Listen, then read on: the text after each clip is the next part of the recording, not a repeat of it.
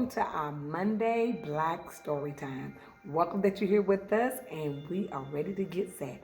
I do have a little well-known fact about Lydia Newman. Alrighty? So we have Lydia Newman, 1885, Ohio. Little is known about the life of Lydia D. Newman. She lived most of her life as a resident of New York City. Lydia was a hairdresser.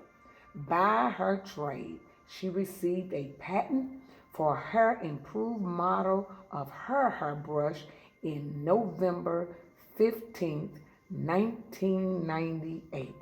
Lydia fought to give women the legal right to vote. She invented the bristle hair combing brush. Lydia Newman. Alrighty, so we do have us another book, and we are going to go ahead and let's read, get started to read. And the title of the book is The First Step. So the first step, can you see that? So the first step is written by Susan E. Goodman, and the pictures are by E.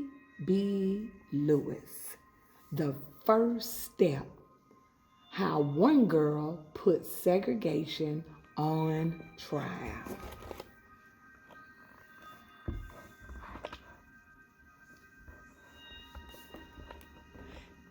Sarah Roberts was 4 years old when she started school in April of 1847.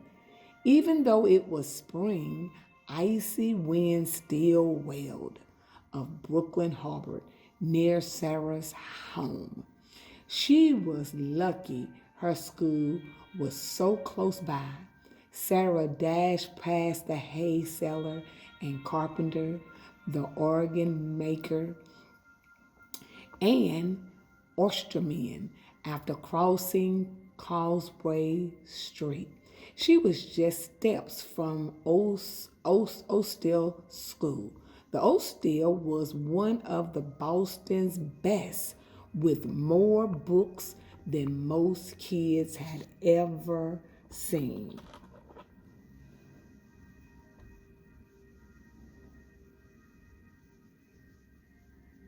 Sarah practiced her sums and letters. She memorized poems. She spent recess in the play yard with her classmates.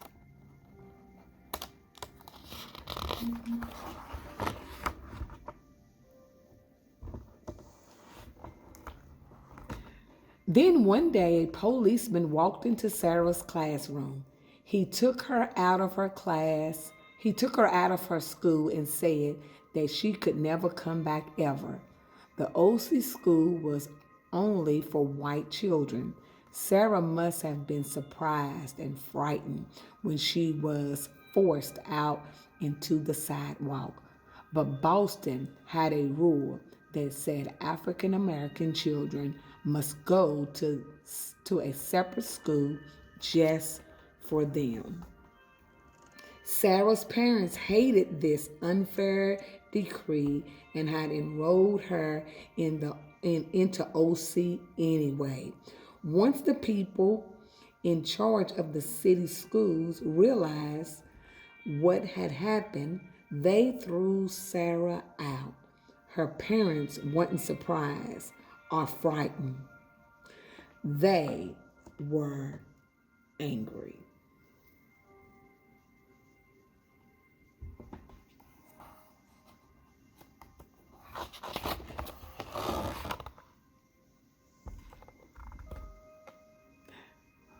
Adelina and Benjamin Roberts tried to imagine Sarah's walk to the Smith School, which was for African American children. She would have to zigzag through many streets, crossing one neighborhood after another. Sarah would have to go all the way for a school that never taught subjects like history or drawing, all that way of Boston's only schools without a play yard, a school that owned only one book. Every day Sarah would pass one, two, three, four, five schools she could never enter. Sarah's father had taken this trip when he was a boy. He knew exactly how it felt to look up at all those windows filled with white children, and how it felt when the children looked down on him. No child should ever feel that way again, certainly not his Sarah. Her parents stepped up to fight for change.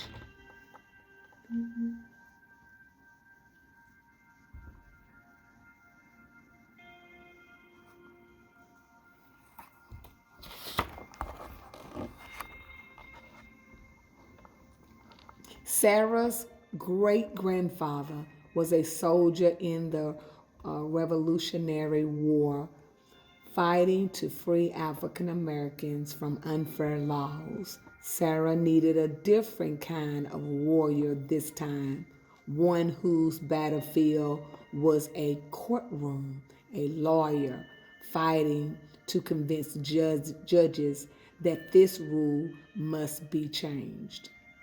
Sarah's parents picked Robert Morris to be her champion. Morris was the second African American lawyer in the entire United States. He was new at his job. In fact, he had taken only one case to court before, but he had won. It took Morris more than 2 years to get Sarah's case to the powerful court in Massachusetts. He knew it was her only chance of winning. As Sarah's trial grew near, Robert Morris asked another lawyer to join him, Charles Sumner. Despite the way the country treated African Americans, what's more, he had a special gift. He was a great speaker. And when Sumner talked about justice, he could touch people's heart.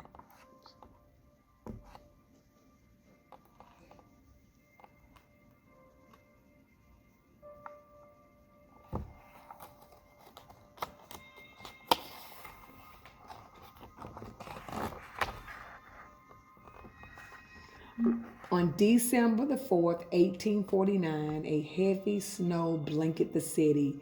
Even a fiercest blizzard wouldn't have stopped people from flowing into the courtyard. So many of them were African American, dock workers and washerwomen, barbers and blacksmiths, giving up a day pay to be there. Some were lucky enough to get a seat. Others were willing to stand for hours if needed be. Sarah's story was their story too.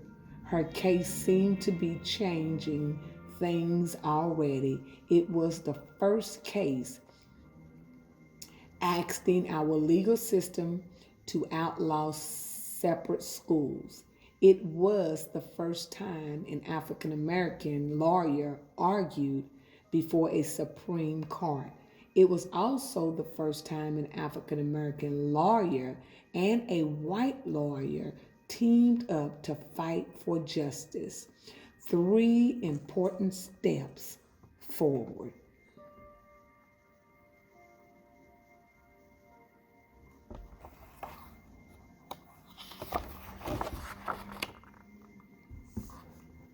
Sarah and her family sat in front, dressed in the finest A spectator breezed all around them until the judges in, in, filed in and were seated.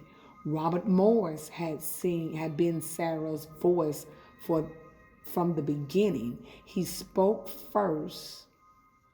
Here too, he presented the facts of her case, including the two most important: Boston rules and students should go to school nearest their homes. Yet Sarah's skin color meant she must cross the city to reach hers. Anyone looking at Sarah could imagine how long that journey would feel. In a grown-up chair, her legs were too short to reach the floor.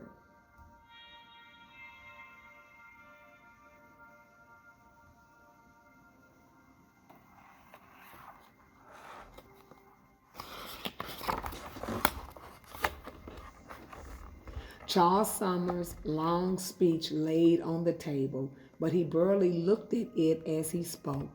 All men were created equal, says the Declaration of Independence, Summers stated. All men are born free and equal, says the Massachusetts Bill of Rights. Education in Boston is brought to every white man's door, but it is not brought to every black man's door.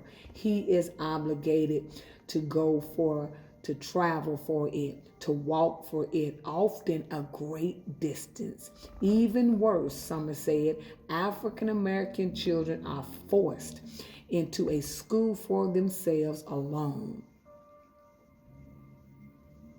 Any schools that set a race apart cannot be as good as one where all children come together as equals as promised by Massachusetts law. Summers' clear voice rang through the courtroom. This little child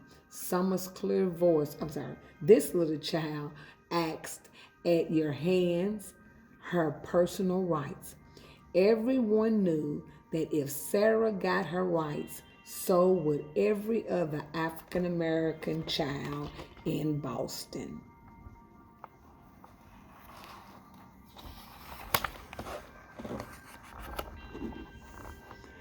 After 4 long months, the judges announced their decision. All that work, all that hope, and Sarah had lost. It was a giant step backwards. So many people felt angry and helpless because the judgment was final. For that time being, every big change has to start somewhere. Sarah's father crossed the state asking people to sign petitions that said all children, no matter the color of their skins, should be able to attend their neighborhood schools. Sarah's story inspired other African Americans to push for their rights. People passed around copies of the Charles Summers speech. They started using an important new phrase: equality before the law.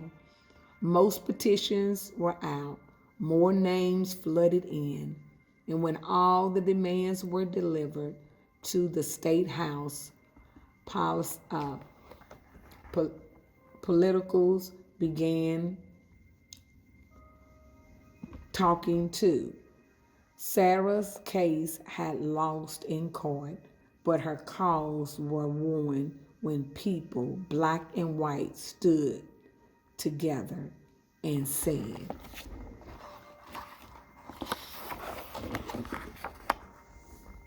no more. Now, right now, it is time for a change. In 1855, Boston stepped into the history book as the first major American city officially integrate its schools. Over time, Other cities followed Boston's example. Not all of them, though they did have to.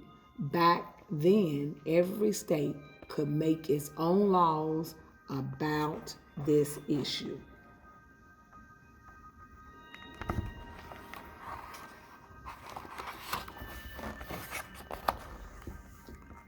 The march towards justice is a long, twiny journey. 3 steps forward, 1 step back. 1 step forward, 3 back. Laws change, and the march moves forward. People resist change, and the march slows to a standstill, waiting for a better time. Then, at last, ideals have changed enough, and people have changed enough. Finally, the march cannot be stopped.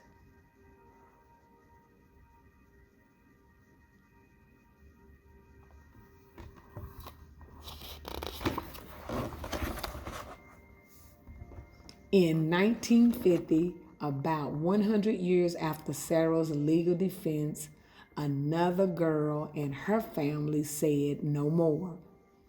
8-year-old Linda Brown had to cross a dangerous train yard in Topeka, Kansas, walk 6 blocks to a bus stop, then ride all the way to her elementary school, a better school named oddly enough after Charles Summers, was a mere 7 blocks from her home. It was for white children only. This time, however, the Brown family was one of the 200 families from several states who joined together to stop segregation in the schools for the whole for the whole country. They were organized by a group called the NAACP, National Association for the Advancement of Colored People. All these people worked together for years, joining the spirit of everyone who had fought for this cause in the past century. This time, the cause was heard by the country's most powerful court, the Supreme Court of the United States.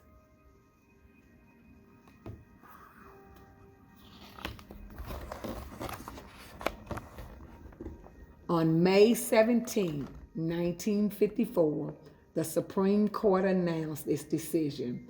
All 9 judges agreed with Charles Summers, separating children because of their race, gender, or feelings of inferiorities. They may affect their hearts and minds in a way unlikely to ever be undone.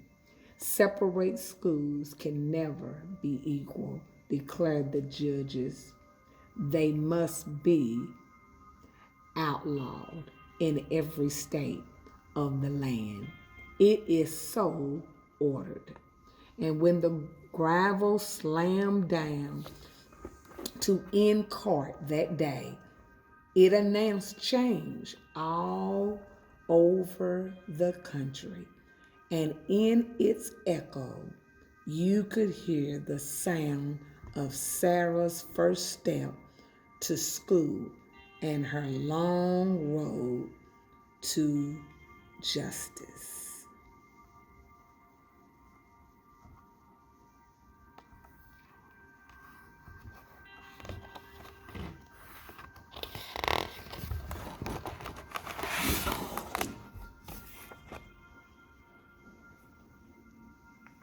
The first step. I hope you enjoyed. I know it was a little lengthy, but wonderful history. And maybe you would want to add this to your African library.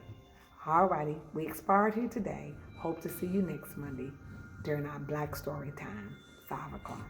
Bye bye.